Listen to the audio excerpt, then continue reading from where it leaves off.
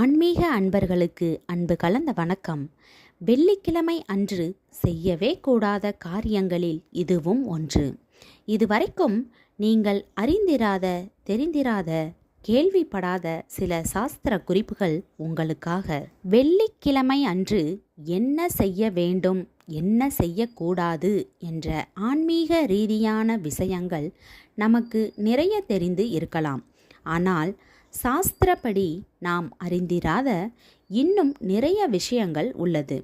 அதில் ஒரு சிலவற்றை தான் இந்த பதிவின் மூலம் நாம் தெரிந்து கொள்ளப் போகிறோம். வெள்ளிக்கிழமை அன்று வீட்டில் இந்த தவறுகளை செய்தால் வீட்டில் கண்ணுக்கு தெரியாத தோஷங்கள் வருவதற்கு வாய்ப்புகள் உள்ளது. இதுவரை அறிந்திடாமல் இந்த தவறுகளை செய்திருந்தால் பரவாயில்லை. இனி இந்த தவறுகளை செய்யாமல் இருப்பது நம்முடைய குடும்பத்திற்கு நல்லது. வெள்ளிக்கிழமை என்றாலே வீட்டில் இருக்கும் பெண்கள் தலைக்கு குளிப்பதை வழக்கமாக வைத்திருப்பார்கள். முடிந்தவரை தலைக்கு குளித்துவிட்டு தலையில் இருந்து முடி வீடு முழுவதும் உதிராமல் பார்த்து கொள்ளுங்கள். வெள்ளிக்கிழமை வீடு முழுவதும் முடி சிதறி கிடப்பது என்பது வீட்டிற்கு தரித்திரத்தை கொடுக்கக்கூடிய ஒரு விஷயம்.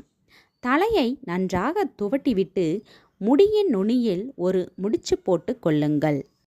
அடுத்தபடியாக வாரத்தில் மற்ற நாட்கள் கூட குளிக்காமல் சமையலறைக்கு சென்று சமையலை தொடங்கலாம்.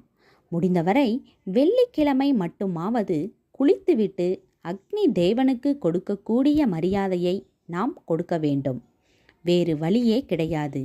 எங்கள் வீட்டில் காலையில் எழுந்து குளிப்பதற்கு நேரமில்லை, 6 மணிக்கு சமையலை தொடங்க வேண்டும், என்ன செய்வது என்று நினைப்பவர்கள் கங்கா ஸ்நானம் செய்து கொள்ளலாம்.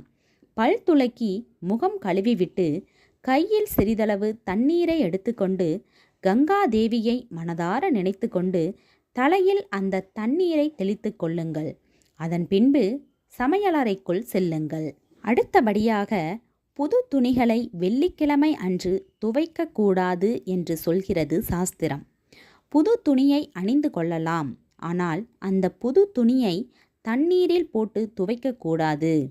புது துணியை துவைப்பதற்கு ஞாயிற்றுக்கிழமை மட்டுமே உகந்த நாளாக சொல்லப்பட்டுள்ளது.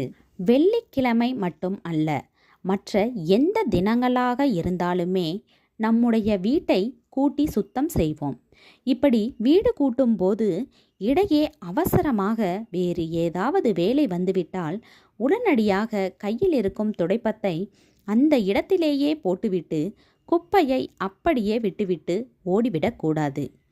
வீட்டை கூட்டி வந்த குப்பையை ஒரு முறத்தில் அள்ளிவிட்டு துடைப்பத்தை ஓரமாக வைத்துவிட்டு தான் செல்ல வேண்டும். கூட்டும் வேலையை குறிப்பாக வெள்ளிக்கிழமை அன்று பாதியில் நிறுத்தக்கூடாது என்று சொல்கிறது சாஸ்திரம். எடுத்துக்காட்டுக்கு, நாம் கூட்டிக்கொண்டே இருக்கும்போது பாதியில் விட்டு வந்த சமையல் வேலையை பார்ப்போம்.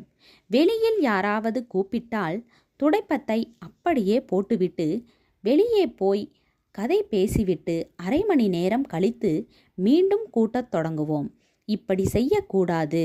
குறிப்பாக வெள்ளிக்கிழமை அன்று கையில் துடைப்பத்தை எடுத்துவிட்டால் வீடு முழுவதும் குப்பையை அள்ளி குப்பை கூடையில் கொட்டிவிட்டுத்தான் மறுவேளை பார்க்க வேண்டும். உப்பை நம் கைகளால் யாருக்கும் கொடுக்கக்கூடாது. இது நம் எல்லோருக்கும் தெரியும். குறிப்பாக வெள்ளிக்கிழமை நம் வீட்டிலிருந்து உப்பு வெளியே செல்லக்கூடாது.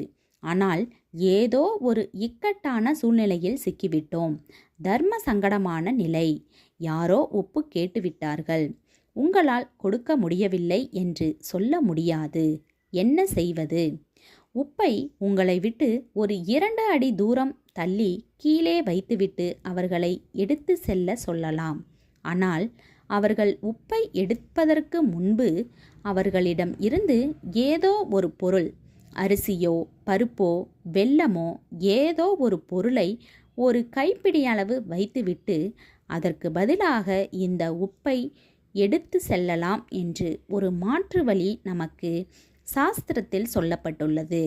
வேறு வழியே இல்லை என்றால்தான் பண்டமாற்று முறையை பின்பற்ற வேண்டும். முடிந்தவரை வெள்ளிக்கிழமை உங்கள் வீட்டிலிருந்து உப்பை வெளியில் கொடுக்காமல் இருப்பதுதான் நல்லது. பொதுவாகவே இலையில் உப்பு வைக்கும்போது கூட சாப்பாட்டின் மேல் படும்படி வைக்கக்கூடாது. இலையின் ஒரு ஓரத்தில் ஈரம் இல்லாத இடத்தில்தான் உப்பு வைக்க வேண்டும். அதுவும் கையில் உப்பை பரிமாறக்கூடாது. கரண்டியில்தான் உப்பு பரிமாற வேண்டும் என்பதும் ஒரு சாஸ்திரம்தான். முடிந்தவரை மேற்சொன்ன விஷயங்களை பின்பற்றி நம்பிக்கை உள்ளவர்கள் பலன் அடையலாம் என்ற கருத்தோடு இந்த பதிவை நிறைவு செய்து கொள்ளலாம். நன்றி, வணக்கம். மீண்டும் வேறொரு நல்ல பதிவு மூலமாக சந்திக்கலாம்.